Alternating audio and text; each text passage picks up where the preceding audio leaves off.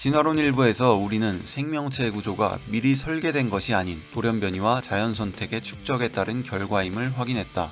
그렇지만 나는 이러한 진화 과정이 전적으로 우연인 것은 아니라고 하며 마무리했다. 진화론 2부의 첫 장은 왜 진화가 우연이 아닌지에 대한 설명으로 시작하도록 하겠다. 다윈주의에 대한 가장 큰 오해는 돌연변이와 자연선택의 축적을 우연의 연속이라고 생각하는 것이다. 마침 돌연변이 자손이 탄생했고, 마침 그 돌연변이 자손이 부모보다 더 개선된 모습을 갖추고 있었고, 마침 그 돌연변이 자손이 더 많이 살아남았다고 여긴다면 다윈주의는 말도 안 되는 우연의 연속일 뿐 학문으로서의 가치가 없다. 나는 돌연변이의 평범함과 무작위성, 그리고 자연선택의 비무작위성이라는 개념을 통해 이러한 오해를 불식시키려고 한다. 우선 마침 돌연변이 자손이 탄생했고 부분을 보자. 이러한 오해는 아마도 돌연변이라는 단어의 어감 때문이 아닐까 싶다. 돌연변이라고 하면 마치 잘 태어나지 않으며 부모와 큰 차이를 가지고 태어나는 존재처럼 들리기 때문이다. 하지만 돌연변이는 여러분의 생각만큼 특별하지 않다. 내가 일부 영상에서 설명했듯 대부분의 돌연변이 자손은 부모와 약간의 차이만 있을 뿐이다. 사람으로 치면 부모보다 키가 조금 더 크거나 다리털이 약간 더 많이 나는 정도의 차이라는 것이다.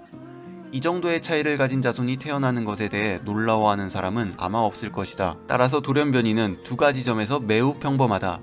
돌연변이는 부모보다 훨씬 특이하지 않다는 점에서도 평범하고, 생각보다 빈번하게 태어난다는 점에서도 평범하다. 물론 부모가 가진 유전자와 비교해볼 때 그렇다는 것이다. 만약 부모의 유전자가 170에서 180cm 정도의 키를 발현시킬 수 있고 부모의 키는 172cm라고 해보자. 이때 자손의 키가 182cm면 돌연변이라고 할 수 있지만 175cm면 돌연변이로 보기 어렵다. 이번에는 마침 돌연변이 자손이 부모보다 더 개선된 모습을 갖추고 있었고 부분을 보자. 이 구절에는 돌연변이 자손은 운이 좋게도 부모보다 더 나은 무언가를 가진 채 태어난다는 생각이 내포되어 있다.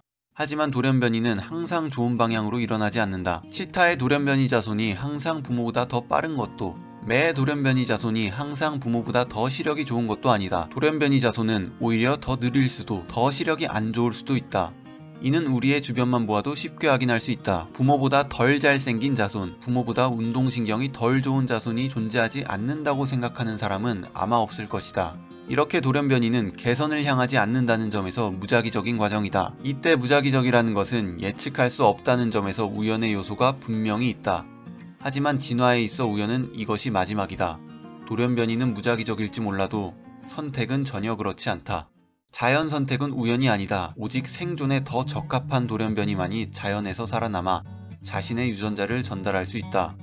지금 보고 있는 영상은 도마뱀의 자연 선택을 보도하는 뉴스의 한 장면이다. 태풍이라는 급격한 환경 변화에서 발바닥이 더 넓고 앞다리가 더 긴 도마뱀들이 주로 살아남아 대를 유지하고 있다는 내용이다. 발바닥이 넓고 앞다리가 길수록 무언가를 더 잘 붙잡고 있을 수 있기에 이 도마뱀들은 강풍을 비교적 더 잘 버틸 수 있었다.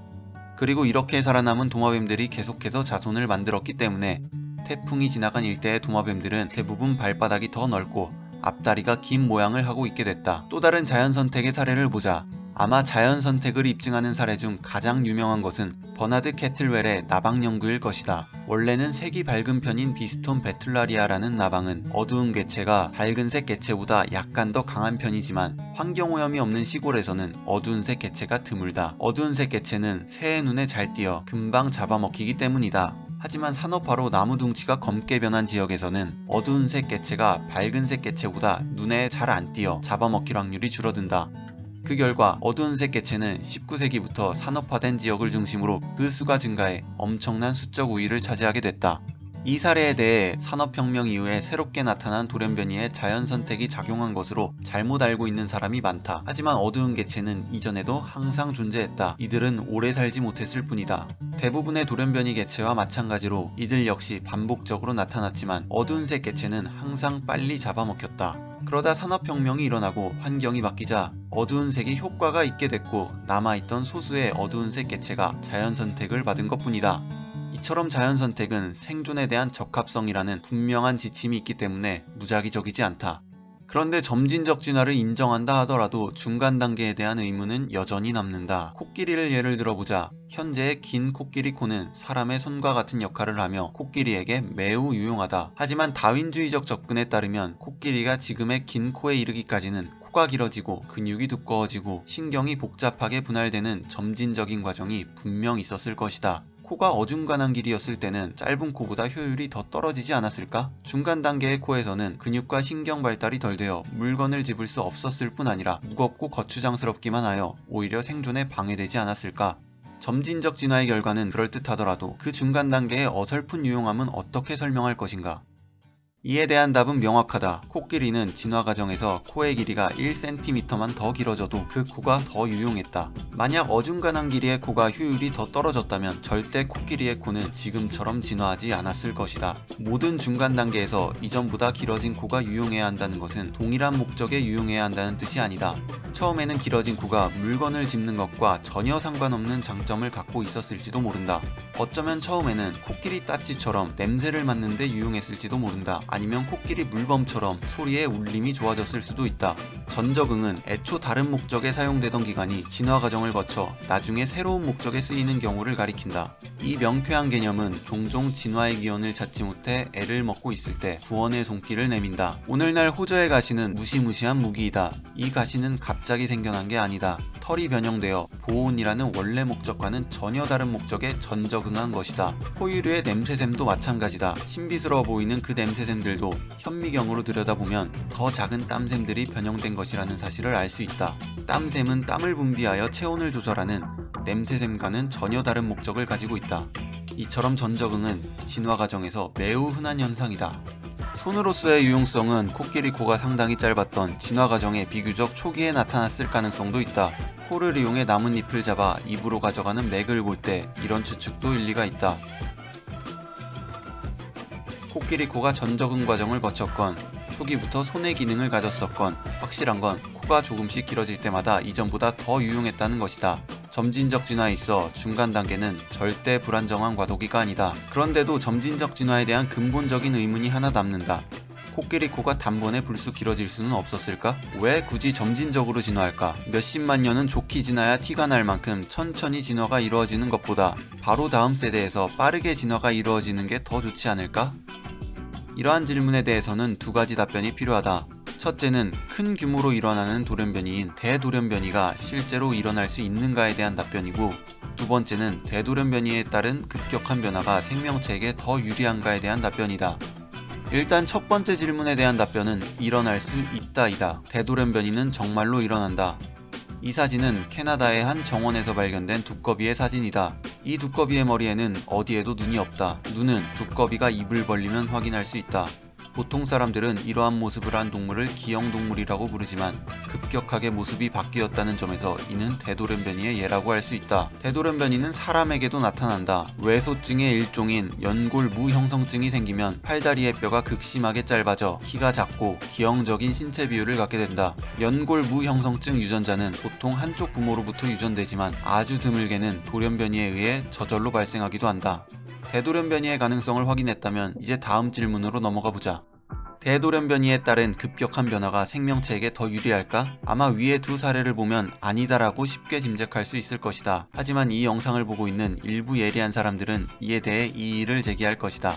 위의 두 사례는 급격한 변화가 불리한 방향으로 이루어졌기 때문이다. 생명체에게 유리한 방향으로 급격한 변화가 이루어졌을 시에는 분명 급격한 진화가 더 유리할 수도 있을 것이다. 그렇다면 우리가 따져보아야 할 것은 불리한 변화와 유리한 변화의 경우의 수이다. 한 동물의 자손이 대돌연변이로 탄생하는 만 가지 경우의 수 중 그 동물에게 유리한 대돌연변이는 몇 가지나 될까? 유기체는 대단히 복잡하고 세밀하게 조절되는 기계장치와 같다. 만약 어떤 복잡한 기계장치의 내부를 아주 많이 무작위로 바꾼다면 작동이 원래부터 잘 되지 않았던 기계라고 해도 더 나아질 확률은 대단히 희박할 것이다. 그런데 만약 내부를 아주 조금만 무작위로 바꾸면 더 개선될 여지가 있을 것이다. 샤워할 때 처음 조절해둔 물 온도보다 살짝 차갑거나 뜨거운 물이 갑자기 나온다고 해보자. 이때 양쪽으로 수도꼭지를 살짝씩 돌려보면 내가 원하는 온도로 맞춰질 확률이 높다. 하지만 어느 쪽 방향이건 수도꼭지를 급격하게 돌리면 10중 8구는 이전보다 훨씬 뜨겁거나 차가운 물이 나와 상황이 악화될 것이다. 복잡한 기계장치가 작동하고 있다면 정확한 조절에서 그리 많이 벗어나 있을 리가 없다.